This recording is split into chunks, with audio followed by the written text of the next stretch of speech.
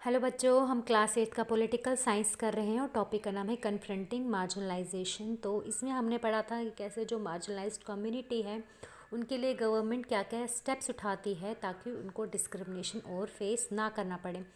तो आज हम इसमें यही पढ़ेंगे लॉज और पॉलिसीज़ जो इन मार्जिनलाइज्ड कम्युनिटी के लिए गवर्नमेंट बनाती है।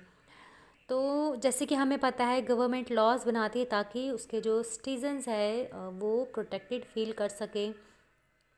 तो लेकिन यही एक तरीका नहीं है जिसके ज़रिए गवर्नमेंट एक्शन लेती है। गवर्नमेंट कुछ स्पेसिफिक लॉज या पॉलिसीज़ भी बनाती है जो मार्जिनलाइज्ड कम्युनिटी हमारी कंट्री में उनके लिए स्पेसिफिक लॉज और पॉलिसीज़ बनाती है। तो ये कुछ पॉलिसीज़ है या स्कीम्स है जो इमर्ज होती है किन मतलब कुछ मींस के ज़रिए, जैसे कि कमिटी बनाई जाती है या सर्वे किया जाता है, फिर उसके बाद उनके रिलेटेड उनके जो होते हैं पॉलिसीज़ और स्कीम्स फिर गवर्नमेंट बनाती है। तो गवर्नमेंट फिर कोशिश करती है कि वो ऐसी पॉलिसी जो गवर्नमेंट बनाती है उनको प्रमोट कर सके ताकि जो ये स्पेसिफिक ग्रुप्स हैं, चाहे वो मार्जिनलाइज्ड कम्युनिटी है, मार्जिनलाइज्ड कम्युनिटी में दलित्स हो गए, आदिवासीज़ हो गए, मुस्लिम कम्युनिटीज़ हो गए, उनको अपॉर्चुनिटीज़ मिल सकें।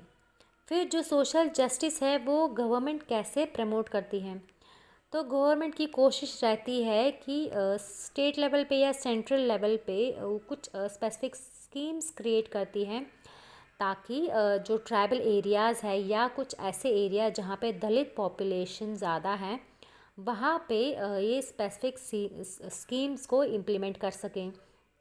जैसे कि एग्जाम्पल के तौर पे यहाँ पे एग्जाम्पल दी है, गवर्नमेंट प्रोवाइड करती है फ्री और सब्सिडाइज्ड हॉस्टल्स प्रोवाइड करती है दलित और आदिवासी कम्युनिटी के स्टूडेंट्स को प्रोवाइड करती है ताकि उनको एजुकेशनल फैसिलिटी जो उनकी लोकेलिटीज़ में अवेलेबल नहीं होती है वो फैसिलिटीज़ वो अवेल कर सके, बाकी जगहों पे अवेल कर सके वो फैसिलिटीज़।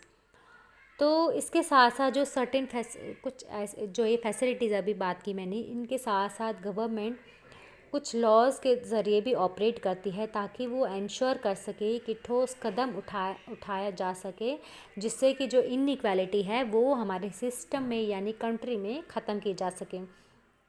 तो ऐसा ही एक लॉ यानी पॉलिसी है जिसका नाम है रिजर्वेशन पॉलिसी, जो आज के टाइम पे सिग्निफिकेंट यानी ज़रूरी भी है और कंटिशियस भी है।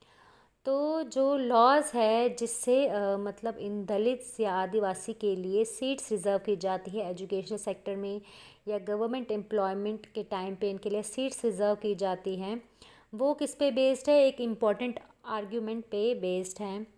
और तो इनके लिए जो सीट्स रिज़र्व की जाती है तो पहले के टाइम पे एसटी और एससी को इसमें इंक्लूड किया जाता था, उनके लिए सीट्स रिज़र्व की जाती थी। फिर बाद में ओबीसी को भी इसमें इंक्लूड किया जाने लगा। लेकिन फिर जो बाकी कम्युनिटीज़ थे जो माइनॉरिटी कम्युनिटीज़ थे, उन्होंने भी डिमांड किया कि उन्हें भी उनके लिए भी सीट्स रिज़र्व की जा सके। तो इसीलिए जो रिज़र्वेशन पॉलिसी है ये कंट्रोवर्शियल है। तो ये पॉलिसी जो मैंने बताया रिज़र्वेशन पॉलिसी, तो इस पे ये था कि इनके लिए सीट्स रिज़र्व की जाती थी क्योंकि इनके लिए इन्होंने सेंचुरी से बहुत ही ज़्यादा डिस्क्रिमिनेशन फेस किया है। इन्हें मतलब डिनाई किया जाता था एजुकेशनल, मतलब इनको पढ़ाया नहीं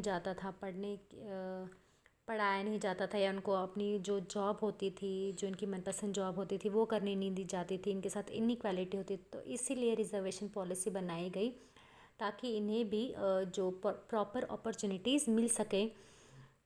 तो जो हमारी सोसाइटी है जहाँ पे काफ़ी सेंचुरी से बहुत सारा जो सेक्शन है लोगों का जिनको डिनाई किया गया ये अपॉर्चुनिटीज़ ताकि वो कुछ सीख सके या कुछ काम कर सके, ताकि वो अपने स्किल्स और वोकेशन को डेवलप कर सके।